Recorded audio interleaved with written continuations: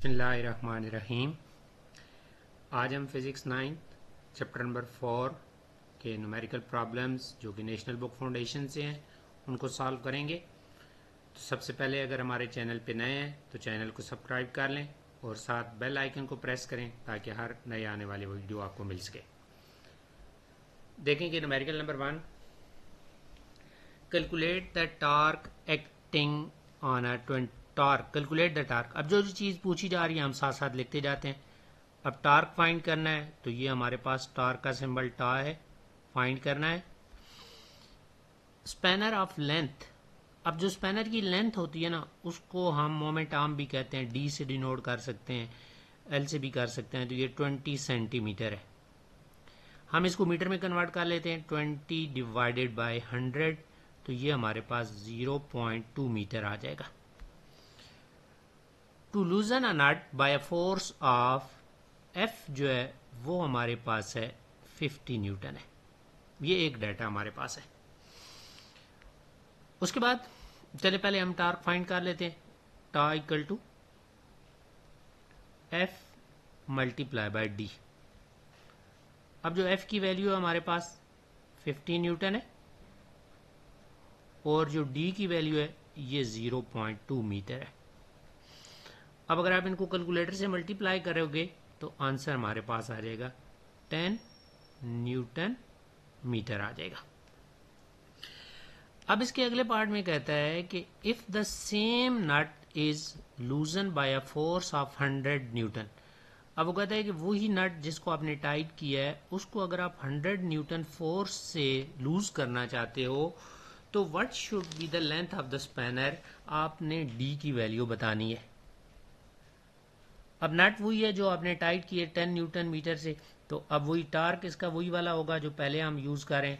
तो हमारे पास torque is equal to जो वैल्यू हमारे पास 10 न्यूटन मीटर है। अब फार्मूला आप यूज़ करेंगे, torque is equal to F into D. यहाँ से डी फाइंड करना है तो डी इज इक्वल टू हो जाएगा टार्क बाय एफ हो जाएगा। अच्छा, अब इसमें अगर वैल्यू आप पुट करते हैं तो देखो कि D is equal to torque by F.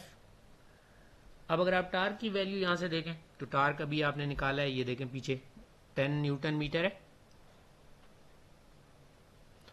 और फोर्स जो है वो आपके पास 100 न्यूटन है।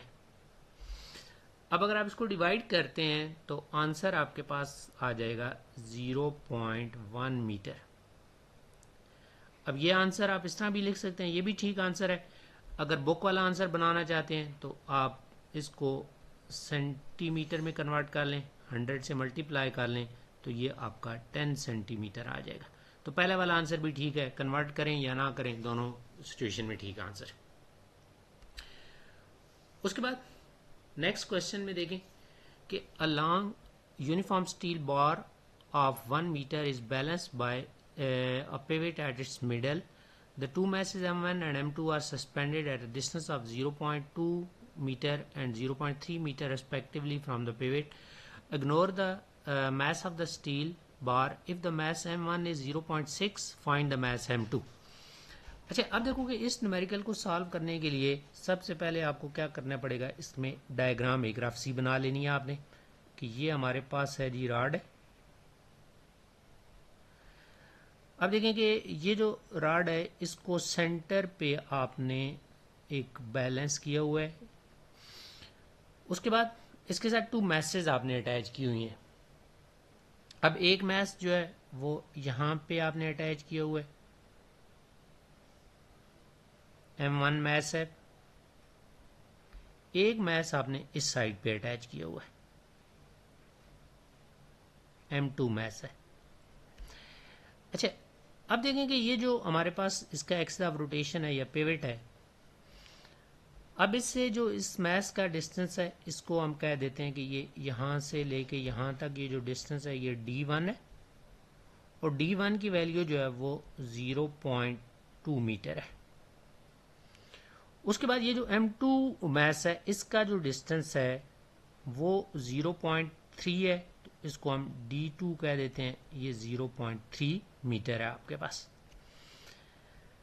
M1 जो है वो आपको गिवन है 0.6 kg है, और M2 जो है ये आपने फाइंड करना है। तो अब आपने क्या करना है, सबसे पहले तो इसमें जो डाटा है वो आप लिख देंगे कि हमें जो गिवन है, तो D1 जो है 0.2 मीटर है, D2 जो है 0.3 मीटर है, M1 जो है 0.6 kg है, और M2 जो है ये आपने फाइंड करना है। तो आपने यहाँ पे क्वेश्चन मार्क लगा देना है। अच्छा, अब देखो कि यहाँ पे हम प्रिंसिपल ऑफ मोमेंट यूज करेंगे। अब प्रिंसिपल ऑफ मोमेंट आपका ये कहता है कि clockwise torque is equal to anti clockwise torque. Clockwise torque is equal to anti clockwise torque. अच्छा, अब इसमें देखो कि क्लॉकवाइज टॉर्क, अब देखेंगे ये जो आपके पास M2 है, अब M2 का अगर देखें यहाँ पे फोर्स कितनी है कर, ये तो जितना M2 का वेट होगा, यानी M2G जो होगा ये फोर्स होगी यहाँ पे, और ये इसको क्लॉकवाइज रोटेट कराएगी। तो क्लॉकवाइज टॉर्क हमारे पास टॉर्क का फार्मूला होता है फोर्स इनटू मोमेंट आर्म। तो अब फोर्स M2G है और मोमेंट आर्म D2 है, तो आप लिख देंगे M2G into D2 is equal to anti clockwise. अब एंटी क्लॉकवाइज यहाँ पे अगर फोर्स देखें तो ये जो M1 है ये एंटी क्लॉकवाइज ऐसे इसको रोटेट कराएगा, एंटी क्लॉक के अपोजिट डायरेक्शन में ये M1G इसको रोटेट कराएगा। तो यहाँ पे फोर्स जो है वो M1G है, और जो इसका मोमेंट आर्म है वो D1 है, तो ये हो जाएगा M1G इंटू D1 आपके पास आ जाएगा। अच्छा, अब देखो कि हमने M2 फाइंड करना है, तो G को भी उधर शिफ्ट कर लेते हैं, डिवाइड हो जाएगा, D2 भी उधर शिफ्ट होकर डिवाइड हो जाएगा, तो आपके पास M2 इज इक्वल टू हो जाएगा M1G D1 divided bye G उधर जाकर डिवाइड हो जाएगा, और D2 भी उधर जाकर डिवाइड हो जाएगा। अब इसमें देखें कि G और G कैंसिल हो जाएंगे, तो ये हो जाएगा M1 D1 divided by D2। अब M1 की वैल्यू हमारे पास 0.6 है, D1 की वैल्यू 0.2 है, और D2 की वैल्यू आपके पास 0.3 है। अब ये वैल्यू हमने पुट करनी है, तो देखें कि हम लिखेंगे कि M2 हमारा जो फार्मूला बना हुआ है, M2 is equal to M1 D1 divided by D2। ये मैं फार्मूला दोबारा लिखा है। अब इसमें वैल्यू पुट करते हैं जो हमारी ऊपर वैल्यू थी, तो M1 की वैल्यू हमारे पास है 0.6 kg है, D1 जो है वो 0.2 मीटर है, और D2 जो है वो आपके पास 0.3 मीटर है। अब कैलकुलेटर को यूज़ करेंगे तो ये आंसर जो हमारे पास बनेगा ये हमारे पास आ जाएगा 0.4, और आंसर जो होगा वो आपका केजी में होगा, तो ये M2 जो होगा वो 0.4 kg आपके पास आएगा। उसके बाद ये नेक्स्ट न्यूमेरिकल के ऊपर आते हैं। अब नेक्स्ट न्यूमेरिकल में डायग्राम ऑलरेडी गिवन है, कहता है कि two masses 250 gram and 100 gram are hanging at the position of 65 and 80 centimeter respectively on a uniform rod pivoted at 50 centimeter mark। ये 50 सेंटीमीटर पे इसको आपने पिवट किया हुआ, बैलेंस किया हुआ है। Where should a third mass of 4 gram be position to balance the rod, कि थर्ड मैस जो है वो कहाँ बैलेंस कहाँ रखें कि आपके पास जो है ना ये मीटर रॉड बैलेंस हो जाए।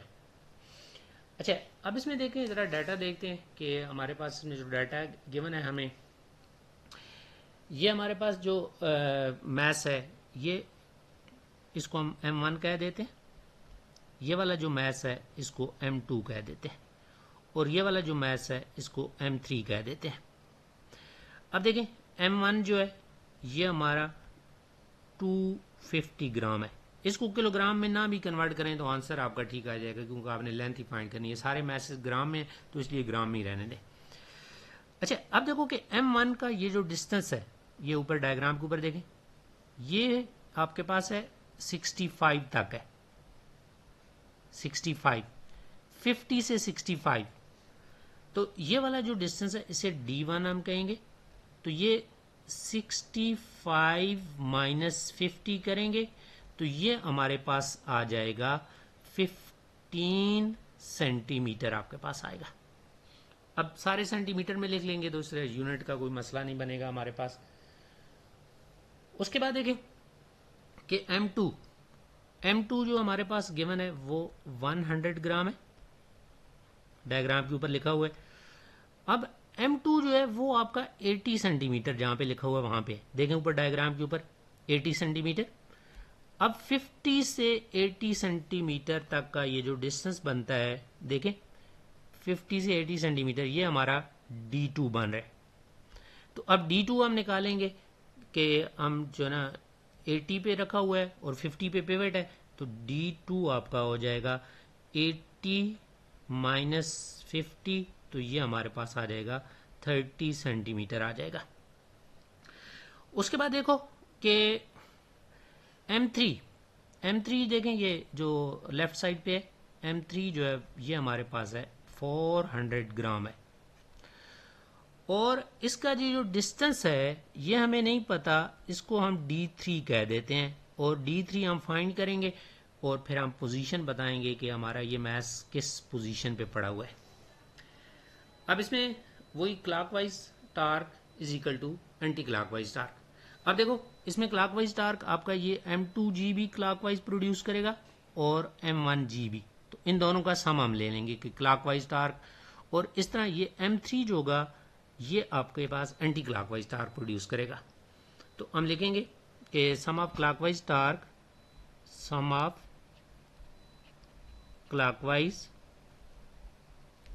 Torque is equal to sum of anti clockwise torque, sum of anti clockwise torque. अच्छा, अब हम लगाते हैं जी वैल्यू इसके अंदर। अब देखें जरा डायग्राम के ऊपर आते हैं, तो क्लॉकवाइज टार्क हमारे पास एक M1 प्रोड्यूस करेगा, तो इसका मैस तो M1 है, इसका वेट M1G है। बेसिकली जो टार्क होता है वो फोर्स की वजह से प्रोड्यूस होता है, और फोर्स जो है वो वेट है।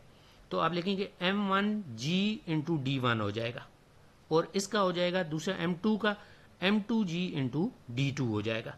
तो देखें हम लिखते हैं M1G into D1 plus M2G into D2 is equal to, अब देखें कि हमारे पास M3 जो है, अब ये जो टार्क प्रोड्यूस करेगा इसका वेट M3 है, तो M3G इंटू D3 हो जाएगा। तो हम लिखेंगे M3G इंटू D3 आपके पास आ जाएगा। अच्छा, अब देखो कि हमने यहाँ पे D3 फाइंड करना है, तो D3 का फार्मूला भी बनाएंगे। पहले इसमें देखो लेफ्ट साइड पे G कॉमन है, G कॉमन है तो आप लिख देंगे M1 D1 plus M2 D2 is equal to M3G into D3। अब D3 का फार्मूला बनाना है तो M3 को भी लेफ्ट साइड पे ले आओ, डिवाइड हो जाएगा, G को भी लेफ्ट पे ले आओ तो ये भी लेफ्ट पे आगे डिवाइड हो जाएगा, तो D3 ये जो हो जाएगा G M1 D1 plus M2 D2 divided by M3G आपके पास आ गया। अब इसमें देखो कि जो G है वो ऊपर वाले G के साथ कैंसिल हो जाएगा, तो अब हमारे पास D3 का जो फार्मूला बन जाएगा वो हो जाएगा M1 D1 plus M2 D2 divided by M3 आपके पास आएगा। अच्छा, अब हम इसमें वैल्यू पुट करते हैं, तो वैल्यू पुट करके D3, अब D3 को लेफ्ट साइड पे मैं लिख लेता हूं, अब बाकी वैल्यू पुट करें M1 D1। अब देखें कि हमारे पास जो M1 की वैल्यू है डायग्राम से देखें, ये बल्कि ये यहाँ पे 250 है और D1 15 है, इस तरह M2 100 है और D2 जो आपके पास 30 है। तो अब देखते हैं वैल्यू पुट करते हैं, तो हमारे पास M1 जो है वो हमारे पास 250 है और D1 जो है हमारे पास 15 है प्लस M2 जो है वो 100 है और D2 जो है वो आपका 30 है डिवाइडेड बाय M3 जो है हमारे पास है 400 है। अच्छा, अब आप इनको कैलकुलेटर को यूज करें ऊपर वाले सारों को सिंप्लीफाई करें तो ये हमारे पास आ जाएगा 6750 और डिवाइडेड बाय 400। अब D3 जो हमारे पास आ जाएगा, कैलकुलेटर से इसको डिवाइड करेंगे तो कैलकुलेटर से अगर आप डिवाइड करेंगे तो ये आपके पास आ जाएगा 16.9 सेंटीमीटर। अच्छा, अब ये हमारे पास है उसका डिस्टेंस है। अब हमने पोजीशन बतानी है। अब पोजीशन देखें, यानी कि ये जो आपका M3 है वो आपका 16.9 सेंटीमीटर के डिस्टेंस पे है, यहाँ से 16.9 सेंटीमीटर के डिस्टेंस पे है। लेकिन इसकी पोजीशन मीन कि जहाँ पे ये पड़ा होगा उसके नीचे जो है ना मीटर रूल के ऊपर क्या लिखा होगा, तो वो फाइंड करने के लिए क्या करेंगे, 50 में से वो रीडिंग जो है वो माइनस कर लेंगे। तो देखो हमारे पास इसकी जो पोजीशन आएगी कि ये किस पोजीशन पे आपका मैस पड़ा हुआ है, तो वो हम कर लेंगे 50 माइनस 16.9। तो अब इसको अगर आप कैलकुलेटर से सिंप्लीफाई कर लेते हैं, सब्ट्रैक्ट कर लें, तो ये आपके पास हो जाएगा 33.1 सेंटीमीटर आपके पास आ जाएगा। उसके बाद ये नेक्स्ट न्यूमेरिकल पे आते हैं। A car weighing 1200 kg। अब kg जो होता है वो मैस का यूनिट है, तो मैस आपके पास है 1200 kg। इंटर्स in a round about of diameter. अब डायमीटर जो है वो 60 मीटर है। अब हमें रेडियस चाहिए होता है, सेंट्रीपिटल फोर्स फाइंड करनी है, तो ये हम d/2 का लेते हैं, तो डिवाइडेड बाई 2, तो ये हमारे पास आ जाएगा 30 मीटर आ जाएगा। विद द स्पीड ऑफ, अब स्पीड जो उसकी है 25 किलोमीटर पर आवर। अब किलोमीटर पर आवर को मीटर पर सेकंड में कन्वर्ट करना है, तो देखो 1 किलोमीटर, ऊपर से किलो खत्म करना है, तो 1 किलोमीटर में 1000 मीटर होते हैं, तो 1000 से आपने डिवाइड कर लिया, डिवाइडेड बाई आवर्स। 1 आवर के अंदर आपके पास 3600 सेकंड होते हैं, तो ये आपने कर लिए। अब अगर आप इसको कैलकुलेटर से सिंप्लीफाई करोगे, तो सिंप्लीफाई जब करेंगे तो ये हमारे पास 6.9 आ जाएगा। 6.9 मीटर पर सेकंड ये स्पीड हमारे पास आ गई। अब कहते हैं कैलकुलेट द सेंट्रीपिटल फोर्स। आपने सेंट्रीपिटल फोर्स फाइंड करनी है, FC is equal to question mark. अब सेंट्रीपिटल फोर्स का जो हमारे पास फार्मूला है, FC इज इक्वल टू हो जाता है mv²/r होता है। अब इसमें वैल्यू पुट करो, m की वैल्यू 1200, v की वैल्यू 6.9 का स्क्वायर डिवाइडेड बाई r की वैल्यू आपके पास 30 मीटर। अच्छा जी, अब हम क्या करेंगे कि इसको कैलकुलेटर को यूज़ करेंगे। अब कैलकुलेटर को यूज़ करके आपने सिंप्लीफाई करना है, तो आंसर जो आपका आएगा 1904 न्यूटन। तो ये आपका आंसर आएगा। बुक में आंसर जो है वो सही नहीं है आपका, बेसिकली ये आंसर जो है वो करेक्ट आंसर है। उसके बाद ये नेक्स्ट न्यूमेरिकल है। A geostationary satellite revolve around earth in a radius of, R की जो वैल्यू है वो 42,000 किलोमीटर है। अब इसको मीटर में कन्वर्ट कर लेते हैं, तो 42,000, अब किलोमीटर से मीटर में जाना हो तो 1000 से मल्टीप्लाई कर लेते हो, तो ये आपके पास आ जाएगा 42 और साथ हम 60 इसके साथ लिख देंगे। Find the orbital speed. अच्छा, अब इसमें ये ध्यान में रखना है कि जो जियो स्टेशनरी सैटेलाइट होता है वो अर्थ के अराउंड साथ साथ चलता है। अर्थ अपने एक्सिस पे, अर्थ जब अपने एक्सिस पे रोटेट होती है तो आपको पता है कि ये 24 आवर्स के अंदर एक रोटेशन लेती है। तो जियो स्टेशनरी सैटेलाइट भी 24 आवर्स के अंदर इस जो ना वो एक रोटेशन कंप्लीट करता है, तो इसलिए इसका जो टाइम पीरियड होगा वो 24 आवर्स होगा, क्योंकि ये जियो स्टेशनरी है।